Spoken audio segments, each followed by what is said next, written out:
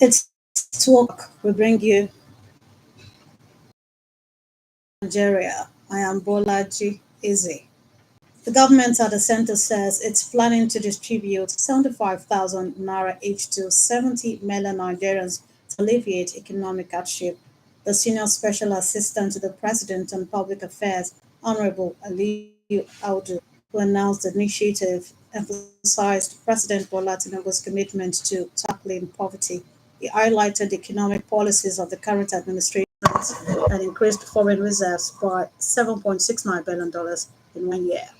Honorable Aldo noted that improved security has allowed fairness, better access to their fields, leading to expected food surplus, while also announcing the repatriation of $52.88 million in noted funds from the US.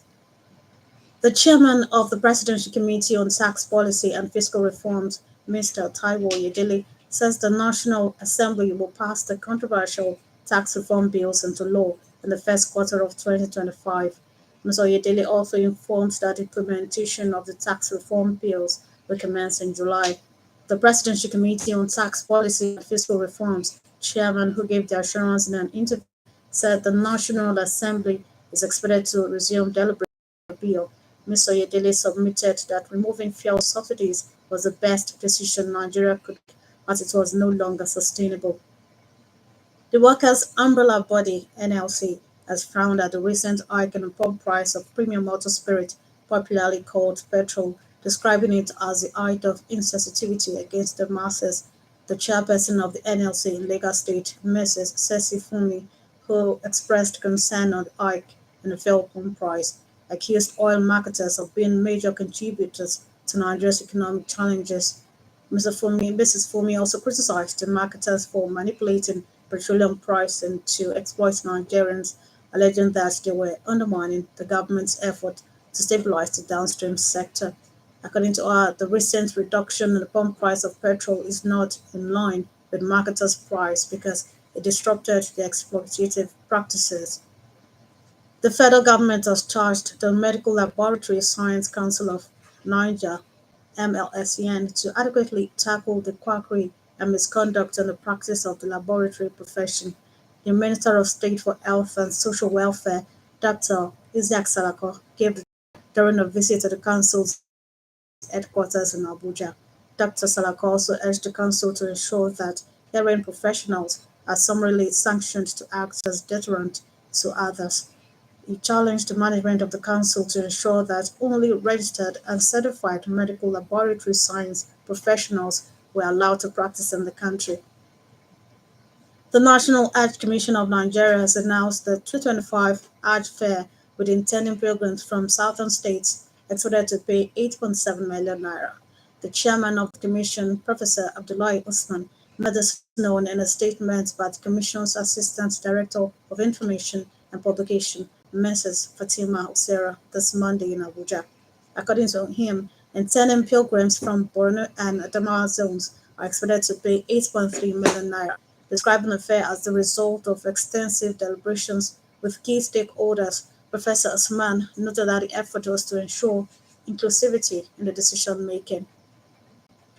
Troops of the Nigerian Army have destroyed 23 illegal artisanal refineries and apprehended 25 suspected operators during an anti-bunkering operation conducted in Bayelsa, Delta, and Rivers states. The spokesman for the Nigerian Army 6th Division in Port Harcourt, Lieutenant Colonel Danjuma, announced this development in a statement this Monday. He noted that soldiers also seized 14 boats transporting petroleum products and confiscated 45,000 liters of various adulterated petroleum products during the raids. Operation began in Rivers, where troops intercepted a truck carrying over 15,000 liters of fake petroleum products. The Social Democratic Party in Ondo State has rejected the outcome of Saturday's local government elections, alleging widespread manipulation by the ruling All Progressives Congress. In a statement this Monday, the SDP chairman of the state, Mr. Gbenga Akiboli, described the election as fraudulent, citing ballot stuffing, non-provision of critical electoral reforms, and intimidation of opposition members. He said the poll lacks credibility and called for 165 immediate cancellation. Mr. Akiboli alleged that ODEC officials in Odigboland of Ilaoluji towns disregarded proper electoral procedure with results allegedly written on plain sheets of paper. The government of the state that prides itself the power state has been commended for its quick response to the tanker explosion disaster at the Diko Junction.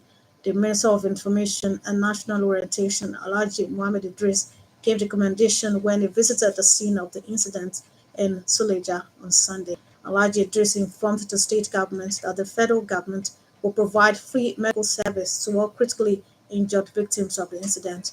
He added that Mr. President is deeply saddened by the incident and extends his condolences to the state government and people of Suleja Emirate. Still on the tanker explosion in Niger State, the main man at the Gateway State and the chairman of the Southern Governors Prince Dapo Abiodun has described the incident as a devastating tragedy. The governor, in a statement in Abeokuta on Sunday, commiserated with Governor Mohamed Bago and people of the state, urging them not to have their spirits damper their morals. He prayed for the repose of the souls of the victims of the fire while expressing hope that the injured will have speedy recovery and be back on their feet in the shortest possible time, while calling on the state and federal agencies to redouble their efforts in managing the fallout of the tragedy. Governor Abiodun urged the federal government to liaise with the Niger State government and render any assistance that the state may require at this time. This is because there are certain factors that need to be considered which are very crucial to that decision. A pediatric nurse, Mrs. Olufumlola Adekunle, gave this advice in an interview. According to her, starting school depends on the physical, emotional, and cognitive development of a child between the age of 4 and 6. On sports, Nigeria's junior female Yellow Greens finally got a taste of the action at the 2025 LCC Under-19 Women's T20 World Cup in Malaysia, marking their delayed debut with a two-run over test playing nation. As it happened against Samoa on Saturday, played the game, but the Nigerian team's shine was not going over 2 hours after rescheduled time with reduced overs. New Zealand elected to field first, sending the Nigerian batters into the crease. Captain Lucky Petty hit Nigeria first six at Women's World Cup in a steadied inning as the junior Yellow Greens finished with 65 runs for the loss of 6 wickets in 13 years. That was the news across Nigeria on OGBC, packaged by Idris Adelakun.